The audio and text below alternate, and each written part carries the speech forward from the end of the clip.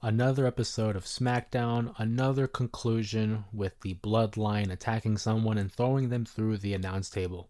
What is going on, wrestling fans? My name is Jose Ramos Jr. Thank you for joining me on this post-show reaction. And obviously, the main talking point is that of the Bloodline.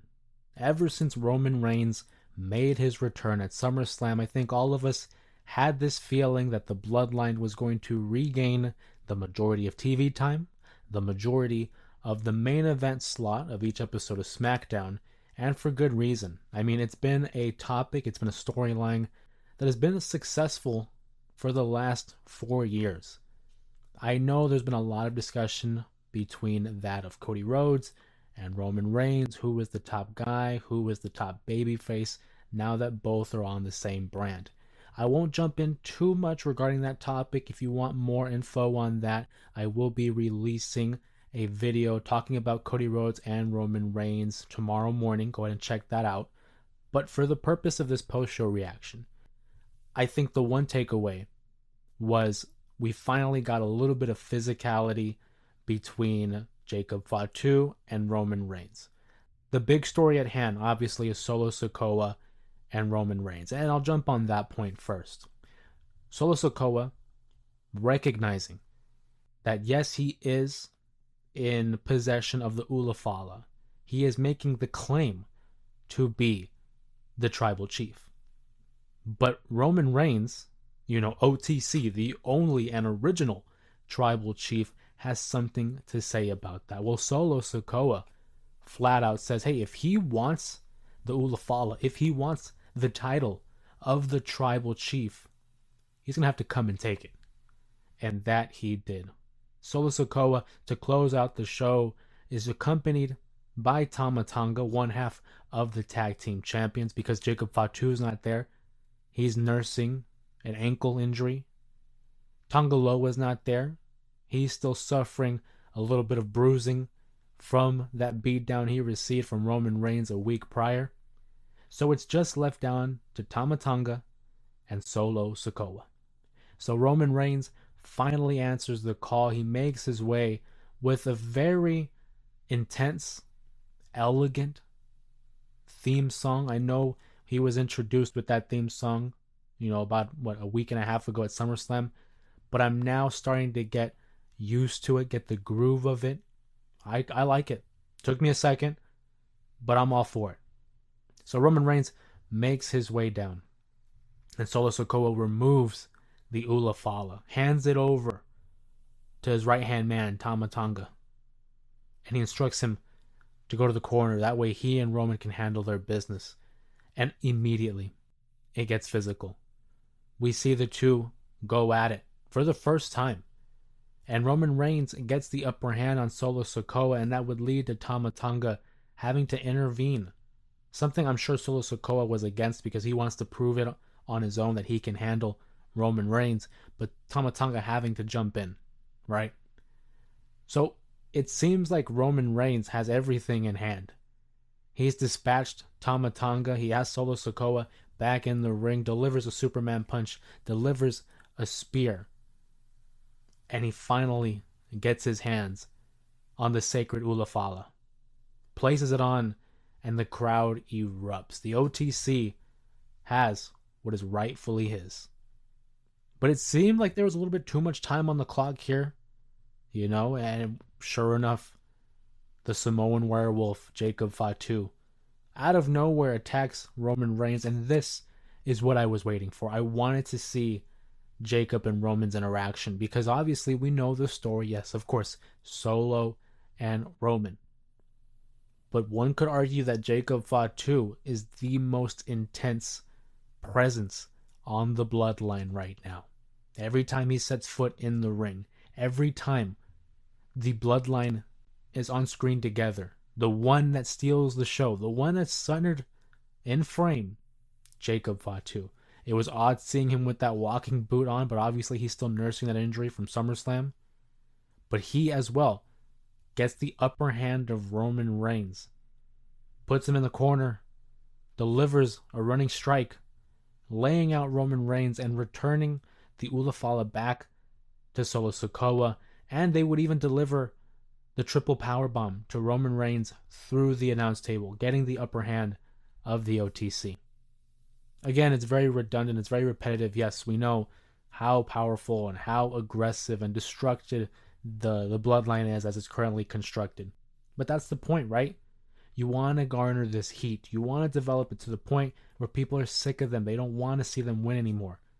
So when the inevitable team of baby faces finally defeat them, it becomes therapeutic. It becomes euphoric in a sense. Roman Reigns will have to enlist the help of people he hasn't really been with in quite some time. We all know it's going to be the Usos, and I can't wait for it. As a matter of fact, Jey Uso over on Monday Night Raw is developing or really rekindling a tag team partnership with Sami Zayn as they keep hinting challenging the tag team champions Finn Balor and JD McDonough. Well, maybe they're unsuccessful in doing so, but they still stick together, and that lends itself into the Bloodline saga. I think it's very likely that it's going to happen, and I think it'll be beautiful storytelling to see the original Bloodline up against this new Bloodline. But I talk about the Tag Team Championships, and I have to talk about that number one Contenders match. It was the main event match, DIY against the Street Profits, who both had advanced to this championship contender match as a result of winning their matches last week. And SmackDown put on two matches that were really standouts for me. Obviously, the tag team match, as I'm talking about it, DIY and Street Profits, two products of NXT, and two of one of the best tag teams that the promotion has to offer, had the crowd electric. They had them on their feet, and they got ample enough time. I mean, we're talking like 3 segments worth of TV time for these two teams. Just a great opportunity to showcase your tag team division, especially with capable teams like the Street Profits, like DIY, and it really harkens back to those NXT days. So anytime we're able to see, enough TV time for the stars who are capable of putting on a match, I'm all for it. We talked about last week how this was going to be the championship contenders match. I had predicted the Street Profits would win just because we saw DIY already involved with the Bloodline. If you were going to have them challenge them for the tag titles, why even have them drop it? I didn't see the point in that. I love Gargano, I love Ciampa, but it has been quite some time since we've seen the Street Profits hold tag team gold. Now, they might have contended for it, they might have fought for it, and who's to say they don't win the tag titles? I, for one, I'm going to go out on a limb, say they don't win. But it's cool to have parity. It's cool to have variety.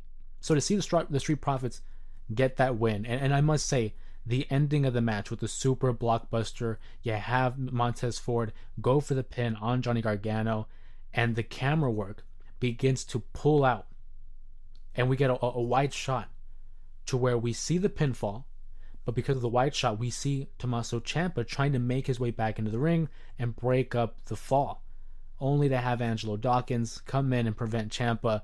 Little details like that, little camera work like that, always a fan of. I was a fan of the main event, but I would be remiss to not talk about Andrade versus Carmelo Hayes, Part 3. We saw the first 2 matches go to Andrade.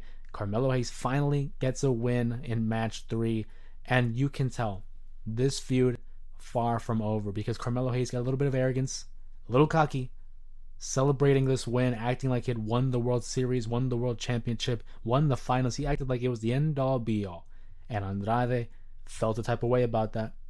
So, of course, these two they go through the cliche pull apart where the two are clashing, and we have to have, the producers, the officials come in and separate the two. So this match is far from over.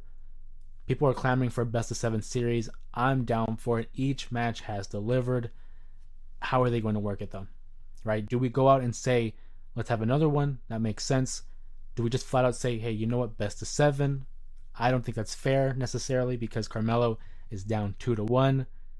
I don't know. I'm sure they're going to make it work. I'm looking forward to it. I highly doubt they're going to move past that, and we're going to get another matchup between the two. Doubtful that it'll be on a PLE like Bash in Berlin. I think it's strictly going to be a SmackDown feud.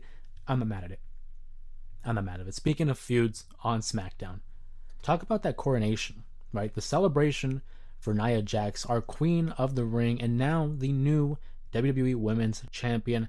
Had a nice showing from Tiffany Stratton and Pretty Deadly, but it would be interrupted by Michin Mia Yim.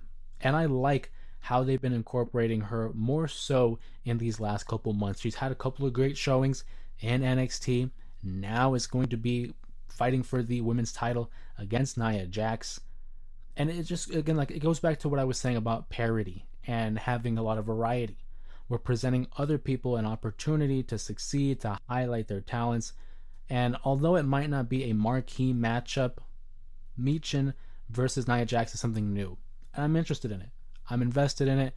And it's not the only thing going on in the women's division that is of interest as of late. We're going to be having a 6-woman tag match up next week, as it will be the tag team champions, Alba Fire, Isla Dawn teaming up with Blair Davenport to be facing against the dream team of Bianca Belair, Jade Cargill, and Naomi. I think we all know where that's going to end up going, but it's still something of interest. I can't wait to see it. I thought they had a great showing at WrestleMania 40 up against Damage Control. And speaking of next week's SmackDown, we will be having LA Knight, defending his U.S. Championship against Santos Escobar. A big episode of SmackDown coming up next week. I'm looking forward to that. On top of that, the tag team champions, like I mentioned, will be defending their titles against the Street Profits. SmackDown for me is starting to regain a little bit of momentum, regaining a little bit of steam, because there was a point where it's kind of, lulling. It was what it was. But ever since post SummerSlam, and it might have something to do with Roman Reigns. What a coincidence, right? But regardless, I look forward to it. I'm curious to hear what you guys thought about this episode of SmackDown. What are your anticipation levels in terms of leading to next week's SmackDown? Go ahead and sound off in the comments below. If you enjoyed this post-show reaction to Friday Night SmackDown, please give the video a thumbs up, like it, comment down below like I said, subscribe for more pro wrestling content such as this one, and also keep an eye out for tomorrow's video regarding Roman Reigns and Cody Rhodes and who really is the baby face of the company, who's the top dog in the WWE. Of course, my name is Jose Ramos Jr. Thank you guys for joining me again, and I'll see you next time.